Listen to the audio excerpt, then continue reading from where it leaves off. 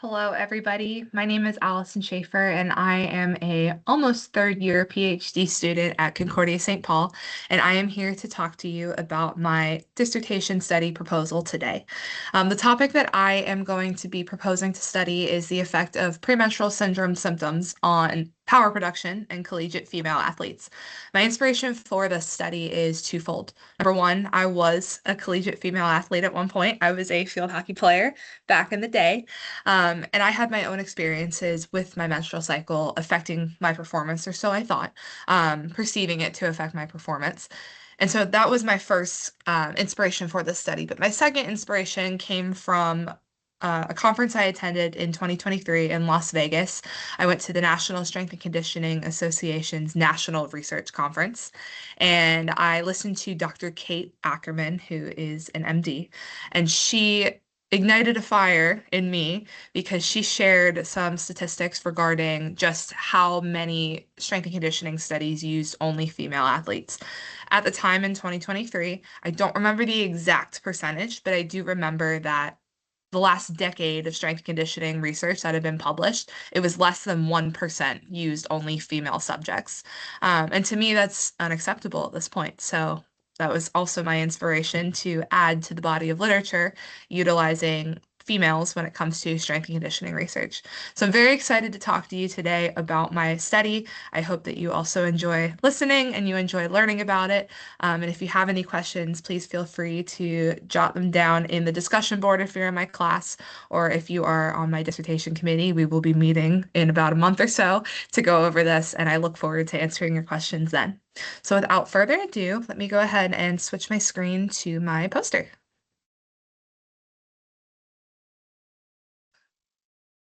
Okay, so as you can see here, let me go ahead and move this out of the way. This is my dissertation proposal poster. So again, we are looking at the effect of potential premenstrual syndrome symptoms on power production in collegiate female athletes. My introduction, I kind of already discussed a little bit, but historically, our strength and conditioning and sports science research that has been published has relied pretty much on male subjects. And yes, while the current training environment is not necessarily detrimental to female athletes, it does limit how well we can actually apply those conclusions to female athletes. We do know that there is a pretty major difference, which we'll go over here in a second, but if we are not having female representation in research, that does play a big role in some of the conclusions that are being reached. We know that more and more females are beginning to participate in athletics, which is awesome. So we want to make sure we understand, hey, if there are any sex-specific differences, how can we incorporate those into training? Now, we do know the major difference between males and females is the menstrual cycle. And that is going to involve several different types of hormones that are fluctuating throughout roughly 28-day period. We'll get into more of the specifics here in a little bit. And those hormonal fluctuations can either make female athletes feel better, possibly make them feel worse. We'll go over some of the differences here in a little bit as well. And there's been a decent amount of research. It used to be when I first started studying this topic that there wasn't much research available, but a lot has been published recently, which is really cool. And so there is research on the menstrual cycle. However, the current findings based off of all the different research articles that are out there are very conflicting. They're inconsistent. Some studies show, hey, there is a significant difference phase to phase in performance and in perception. And other studies show, hey, there's really not a change amongst the entire menstrual cycle for these female athletes. So it is up to us to figure out, all right, how can we better develop research in order to find what we're actually looking for here. And what you'll see later on is there is a lot of individual variance from athlete to athlete that plays a role in some of those inconsistencies. We'll look at that a little bit deeper. Now, during the menstrual cycle, and the specific target of the menstrual cycle that I'm looking for is premenstrual or PMS syndrome. So premenstrual syndrome or PMS involves a really big range of different symptoms. They can be somatic, they can be in your brain and psychological, but women tend to experience more of these symptoms later in their menstrual cycle during the late luteal phase. We'll talk about the phases here in a little bit. Athletes commonly report these symptoms negatively affect their training and their performance, but most research has only focused on just that the perception of their performance. It hasn't necessarily focused on the objective measures of performance. So yeah, I know there were some days when I was a female athlete that I wasn't feeling my best, and I still was able to perform well. And I know there were other days where I wasn't feeling my best, menstrual cycle related, and I didn't play well. And a lot of that I think was related back to my perception. So we need to look a little bit more deeper into the objective outcomes. Specifically, what I'm looking at is power. I know that in athletic performance, and you know that in athletic performance, power, which is the ability to be able to generate force very quickly and skillfully apply it to be able to complete sport skills and move, it's commonly assessed using the counter movement jump. It's a very simple, very quick test that a lot of coaches will actually use for daily monitoring with their athletes. So it is a great tool. And even though power is important, there's not really a lot of research on really the menstrual cycle related to power production, but even more so, specifically with PMS symptoms and power production. So I'm hoping you will see through my literature review just how much I can walk you through to my research gap that I'm looking to target. So let's jump into the menstrual cycle here. The menstrual cycle, just as a refresher for everybody, is on average 28 days, but it typically lasts anywhere from 21 to 35 days. It can vary person to person. And there are two specific phases during the menstrual cycle. So if you look here in the middle, you'll see my chart here of the complete menstrual cycle. Those two phases are the follicular phase, which is the pink, and then the luteal phase, which is the green here. So during those two phases, there's lots of different hormonal fluctuations. The two big ones that we are going to look at is estrogen, which is going to be our blue line here, and then progesterone, which is going to be our green line here. Okay, so those are the two main ones that we are focusing in on today. Estrogen is an anabolic type of hormone for women. It is going to peak in the late follicular phase. So if we follow our blue line here, you'll see the peak happens right here. Well, this event, this midline here, is ovulation. So ovulation happens, estrogen peaks, and then luteinizing hormone peaks, and then ovulation occurs. So we'll talk about some of the different things we see during this peak, but estrogen we know is going to peak in the late follicular phase. It is going to drop after ovulation, and we'll have a little bit of a rise again in the late luteal phase. Progesterone, on the other hand, is our green line, remember. It is going to be flat during the follicular phase. It is going to rise as we get into our luteal phase, and then once the body recognizes, hey, we don't actually have a baby here, then progesterone is going to drop off, and everything is going to be kind of flat towards the beginning of the menstrual cycle, which is when menses occurs. So this red dot that you see here is the actual period or menses, and then ovulation is here in the middle. So those are the kind of the big four pieces of the menstrual cycle that we are going to focus in on here. Again, estrogen is associated with anabolic effects in women. Women tend to report feeling a little bit better about themselves. They can push themselves a little bit harder in the gym, versus progesterone is going to rise in the luteal phase. It may actually cause women to feel more fatigued. There'll be some increased thermoregulatory demands. Again, performance effects generally are going to be inconsistent so far in research because there's a lot of individual variability. Some women have 21-day cycles. Some women have 35-day cycles. Some women ovulate right at day 14. Some women ovulate closer to 21. Some women ovulate a little bit earlier, more like 9, 10. There's also differences in the actual cycle depending on some external factors, such as hormonal birth control is going to play a really, really big role in the rise and fall and the fluctuations of these hormones throughout the menstrual cycle. Some other things we see, some women have shorter than 21-day cycles. Some women have longer than 35-day cycles. That is technically irregular. And then some women experience amenorrhea, which is the absence of the menstrual cycle of a period is usually what you're looking for. Which is very common in a lot of female athletes. So lots of individual variations, and we're going to talk about how we kind of control for that a little bit later on.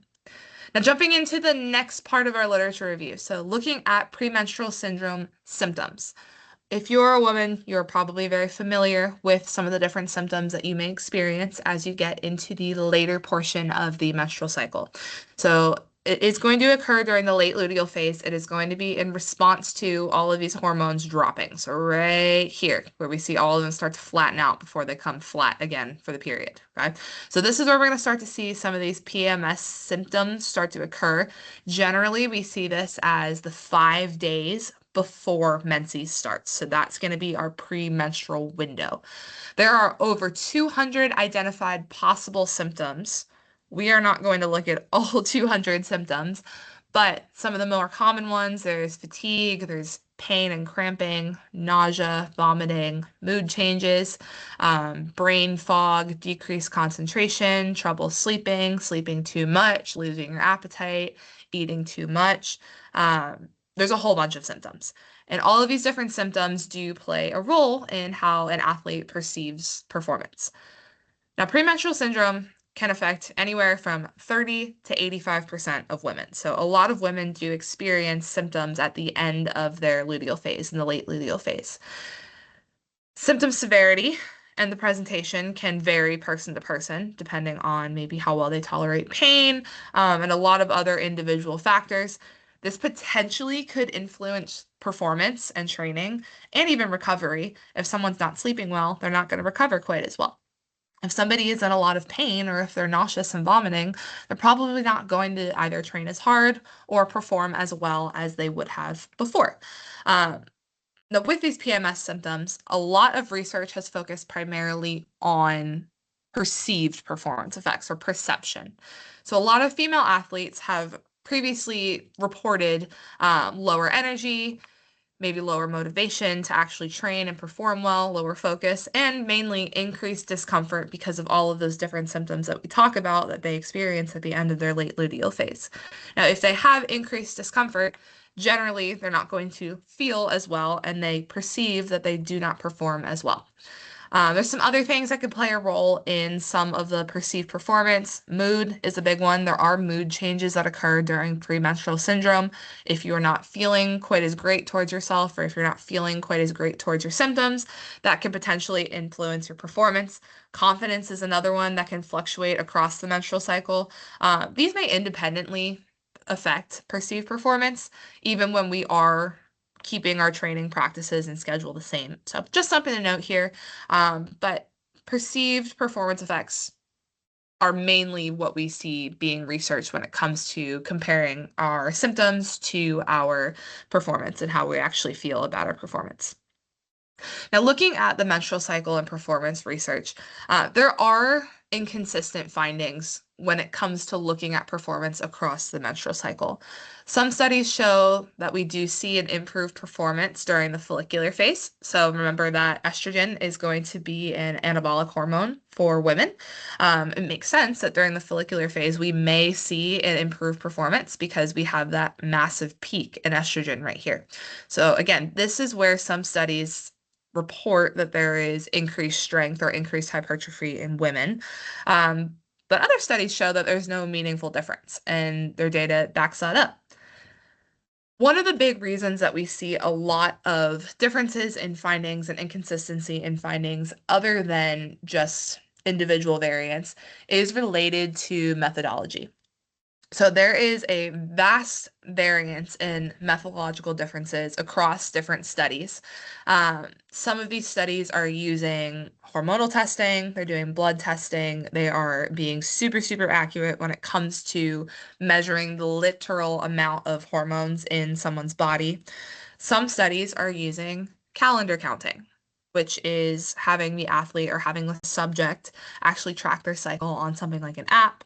Some studies are using ovulation testing, which is related to the amount of specific hormone in urine. So they do a urine test about mid-cycle, and that changes after they ovulate.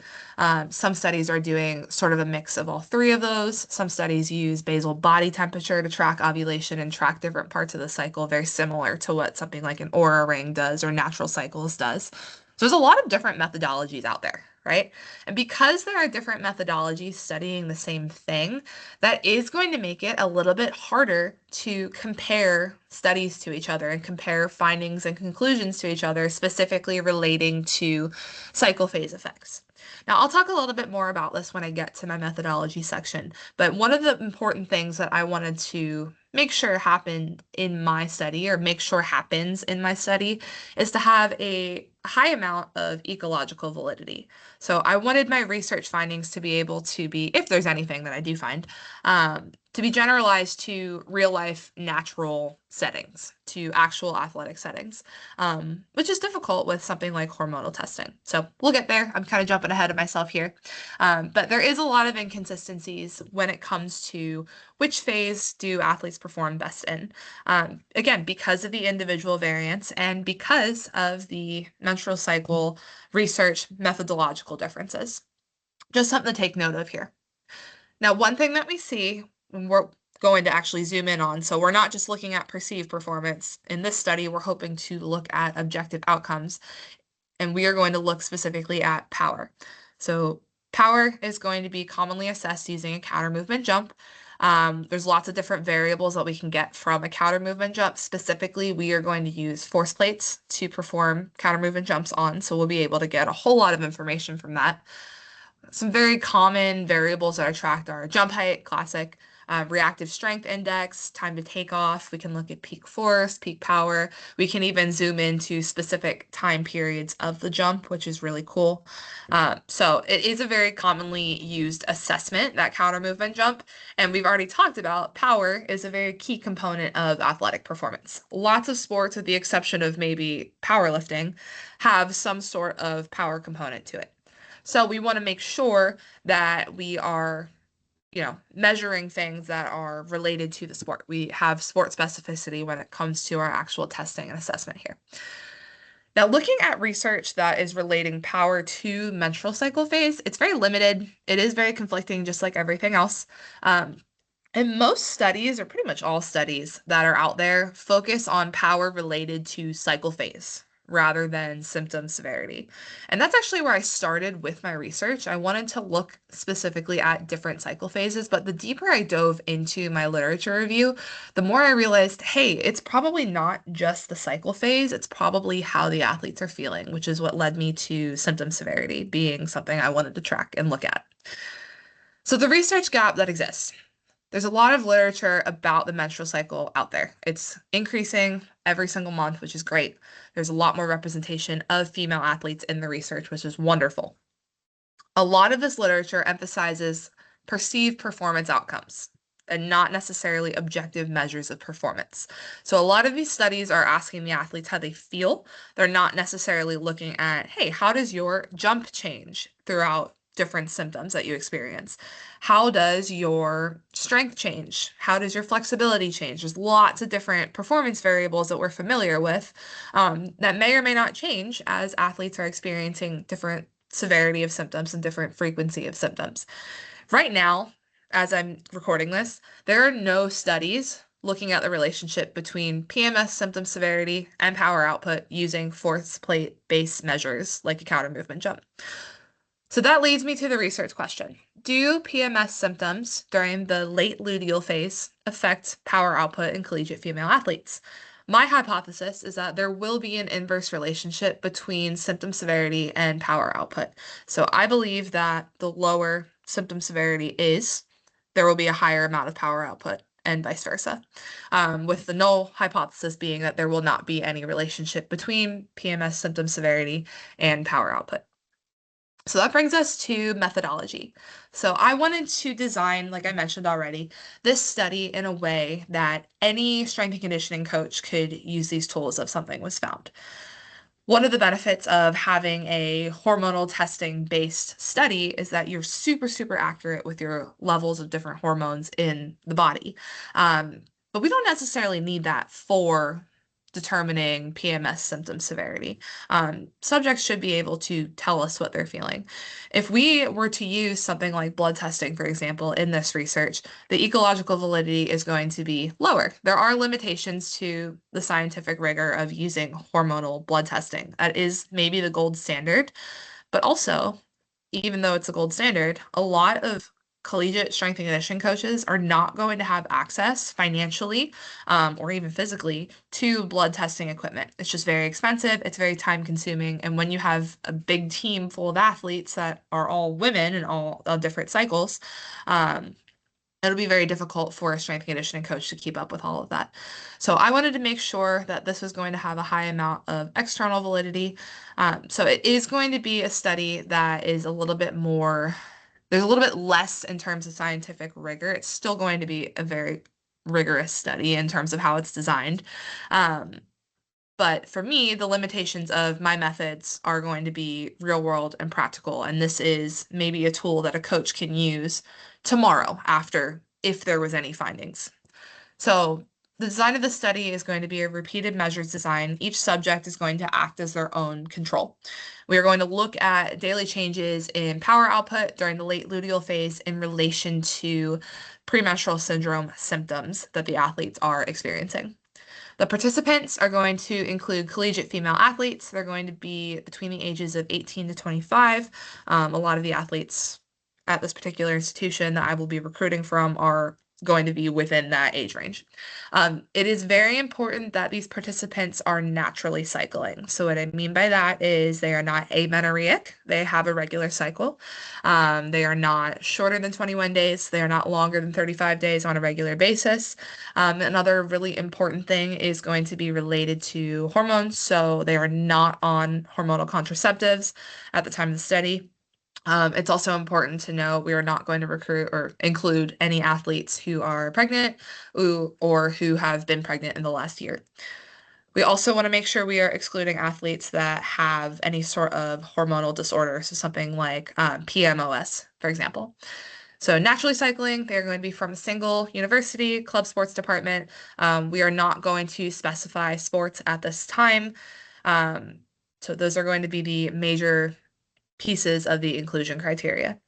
For the procedures, so we are looking to target 5 consecutive days prior to menses. So the participants are going to complete daily testing during their late luteal phase prior to menses for 1 cycle. In order to estimate when that cycle window is going to be, we are going to have the subjects complete a month of cycle tracking. So we can go ahead and maybe project out on an app when those 5 days are going to be in the following cycle. So we will use an app called Clue. On Clue, you can connect the account with research, and it's all very, very private. It's been used in research before. Once we identify those 5 days, the athlete is going to come in to test on each of those 5 days. So every day, the athlete will complete a digital PMS symptom questionnaire. This questionnaire is going to be the MSQ, and it is going to ask 24 items about how the athlete is feeling in terms of different symptoms. It is a Likert scale, so they're going to have a numerical value associated with each question, which is going to make statistical analysis possible. This is going to give us data on symptom severity and frequency over those 5 days. We are also then going to have the athletes complete 2 counter movement jumps on Hawkin Dynamics force plates. We're going to track 5 different variables, including jump height, peak force, peak power, time to takeoff, and modified reactive strength index. We're going to track those variables again each day for 5 days. The athlete will complete 2 jumps on each day. It'll take about 3 seconds each, so it won't be super taxing. We'll have them complete 2 jumps for a total of 10 jumps for the entire study. So once they've completed all 5 days and they've done both the MSQ and the jump testing on each of those 5 days, their participation in the study will be concluded. For the data analysis, when it comes to the data analysis portion, we will be performing a repeated measures ANOVA for each of those 5 force plate derived outcome variables across 5 testing days. The alpha level will be set at 0.05 to look for statistical significance. But I think even more so, the practical significance of this study is very important here. We're looking at a gap in the literature examining objective performance measures in relation to these symptoms that women are experiencing. The big thing here is I don't know if we're going to find something, but if we do find some relationship, even if we don't find a relationship, coaches will better understand whether changes in performance are going to be related to the body or perceptual, right? If you have a female athlete who is feeling awful and we find that, hey, Actually, your performance doesn't change depending on your symptoms. So you may feel awful, but you can still perform just as well, even if you're feeling poorly. That may empower an athlete to be able to come out and say, all right, yeah, I know I feel pretty bad right now, but I'm still going to be able to perform my best. Or the opposite, right? If we do find a difference, then communication between the athlete and the coach can happen. The athlete can say, hey, I'm not feeling well. I have this, this, and this symptom, or it doesn't even have to be a conversation. It can be that digital questionnaire that the athlete fills out. The coach sees that they have high amounts of symptoms and they can adjust their expectations accordingly for training. They can have the conversation open if they want, and they can support their athletes through those different pieces of their menstrual cycle. This also may help to contribute to more individualized approaches to training. Female athletes are going to be able to communicate what they're feeling during their menstrual cycle and be able to talk to their coaches, be able to empower other athletes to make it less of a stigmatized thing to discuss the menstrual cycle. Because all in all, just like we treat fueling, just like we treat sleeping and recovery, the menstrual cycle is really just another factor that may affect our training. And so we need to find out so we can use it to increase our athletes' performance. So that is my proposed study. I hope that you have enjoyed listening to my proposed study. If you do have questions about any of this, again, please feel free to ask. I am more than happy to answer questions about this particular topic. It is something, again, that is very dear to my heart. So have a wonderful day.